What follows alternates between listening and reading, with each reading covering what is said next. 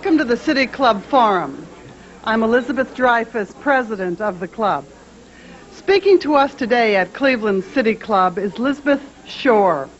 With her husband, the journalist Daniel Schorr, Ms. Schorr authored a recent book entitled Within Our Reach, Breaking the Cycle of Disadvantage. The book has been widely reviewed and commented on by Business Week, the Los Angeles Times, New York Times Book Review, by Bill Moyers, by Governor Mario Cuomo. Readers have responded to her economic and humanitarian arguments that contemporary private and government action must break down bureaucratic walls, to fashion services responsive to the needs of children and families, 2.5 million of them trapped in neighborhoods impacted by a cluster of problems. Problems which, if left unattended, will damage lives and leave our society with a costly legacy of repair. It is a strange and tragic paradox, she writes, that confidence in our collective ability to alter the destinies of vulnerable children has hit bottom, just as scientific understanding of the process of development and the rich evidence of success in helping such children has reached a new high. She makes her point by reporting on conversations with researchers and practitioners who work on the front lines with families in trouble. She found, to her own amazement, how much is really known about what works. Ms. Schorr is a specialist on health issues and a lecturer in social medicine and health policy at Harvard University Medical School. She held positions in the administrations of Presidents Johnson and Carter. She has worked with the Children's Defense Fund and the AFL-CIO. Please join in welcoming Lisbeth Schorr. Ms. Schorr.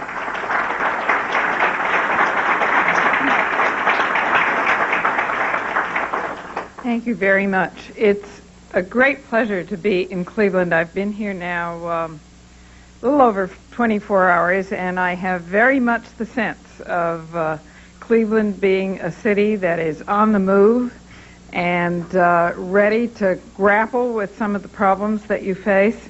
And I have the sense that you're just raring to go. And if I can contribute something to helping to shape some of the directions in which you might be going, that would be very gratifying to me. I'm here to talk less about problems than about answers. When I was in Denver recently and was introduced by Bill Coors, and I was a little nervous because I was a little nervous about that name and about how he would respond to some of my ideas. But it turned out that we shared a lot of ideas in common, and he said, what I have to tell you is a little-known story from the Bible. He said, you know, while Noah was at work, he heard God saying, there will be no more prizes for predictions of rain. Prizes from now on go only to arks. So I'm here to talk about arks. I've really been impressed. I've had the chance to travel around the country quite a bit in the last few months, and I've been enormously impressed with the widespread determination to do something about the deteriorating conditions of children in poverty, about the destructive effects of street drugs and homelessness, of unmarried teenage childbearing, violent crime, and of youngsters leaving school without the skills to become productively employed. I think the increasing interest in these issues reflects a growing alarm. Citizens citizens fear the rising costs of violence and drugs and dependency and alienation. I think the business community is worried about the shrinking pool of youngsters with the skills to operate in today's high-tech economy. The president of Xerox has said that the American workforce is running out of qualified people. The CEOs who make up the Committee for Economic Development say that this nation can't continue to compete and prosper in the global arena when more than 1/5 of our children live in poverty and 1/3 grow up in ignorance. I have the impression that business leaders throughout the country are becoming increasingly aware of the link between early disadvantage, inadequate health and education and social services, and a lack of skills among the young adults that we depend on to do the nation's work.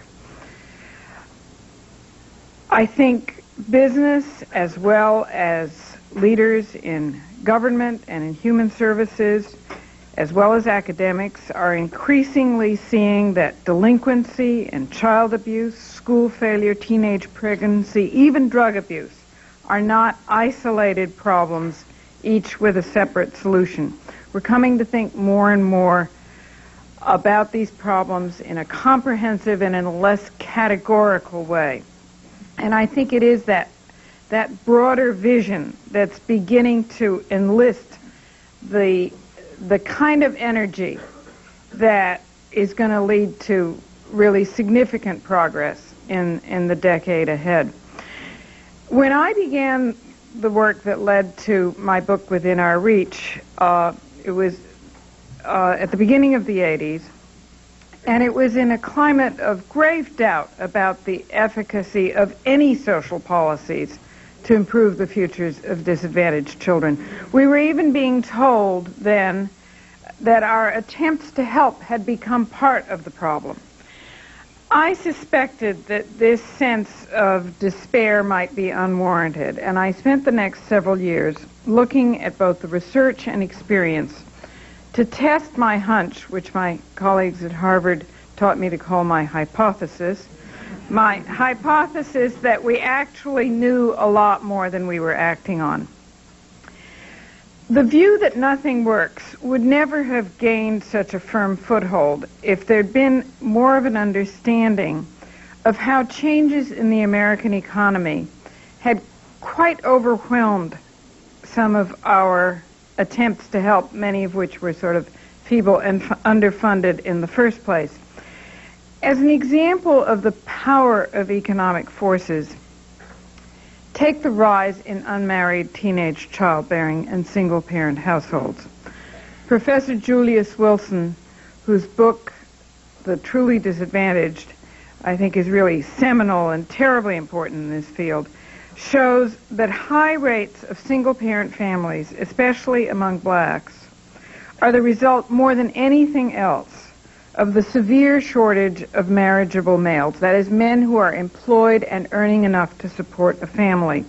In one Chicago neighborhood that Professor Wilson studied, the ratio of marriageable men to every 100 single women went from 70 in 1970 to 19 in 1985. In that same period, 90% of the manufacturing plants in that neighborhood either moved or closed. I think these numbers are very important because they help us to see that the rise in unmarried childbearing and single-parent families results less from a weakening of the work ethic or the lure of welfare benefits or a deterioration of morality than from the plummeting demand for unskilled labor and the unprecedented stagnation in the earnings of young men in less skilled jobs. During the first half of the century, when there was an expanding demand for unskilled labor and everybody's earnings were going up, there were many routes out of poverty, and you didn't have to succeed at school in order to be able to move out of poverty. But the jobs that then even a high school dropout could get and could support a family on have now gone to Taiwan and Korea and elsewhere. So just just at the time that what was required to become a responsible and productive adult, the ability of the family to help children become responsible and productive adults has been eroding. Supports of all kinds, both formal and informal, are less available. Families are more isolated. There are fewer adults with plenty of energy left over for the children, their own or others.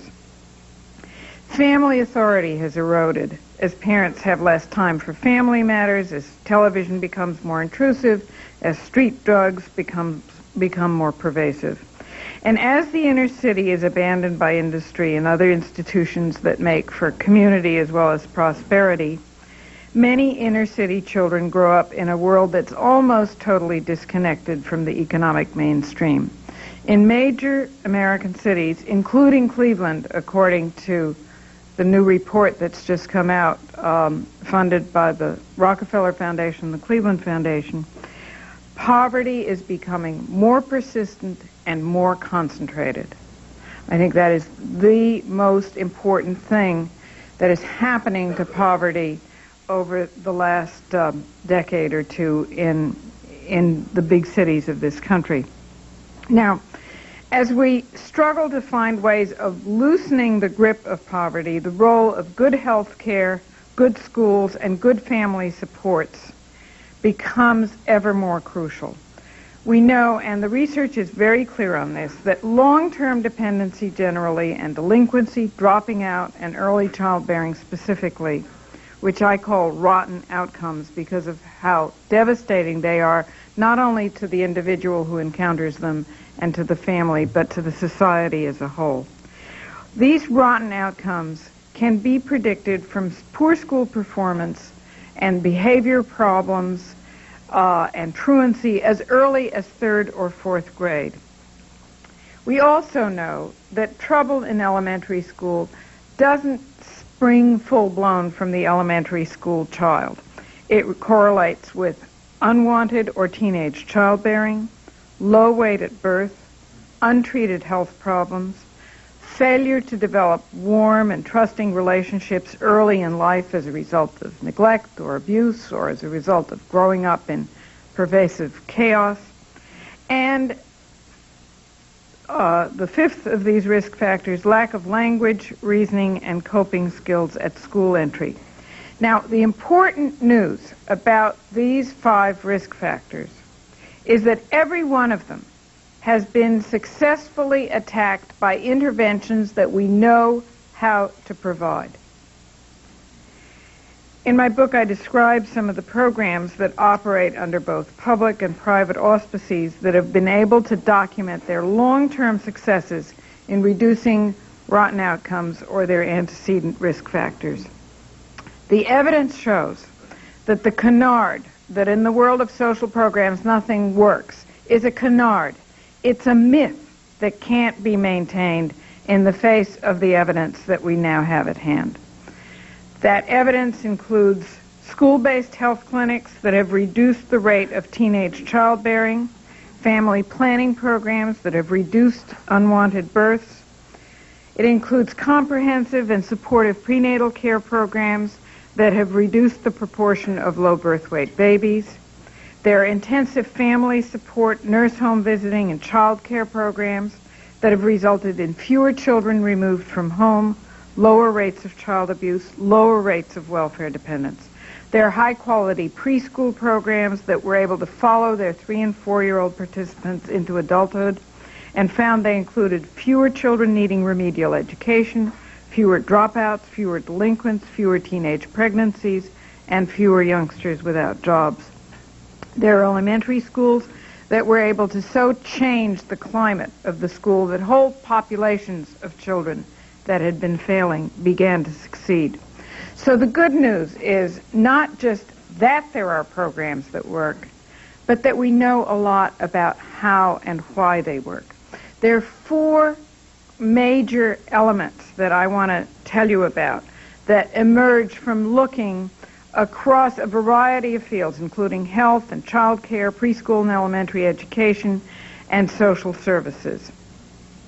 First, most successful programs are comprehensive and intensive. They provide directly or they provide a way into a wide array of services that are delivered flexibly and coherently. They respond to the needs of families at times and places that make sense to the family, often at home rather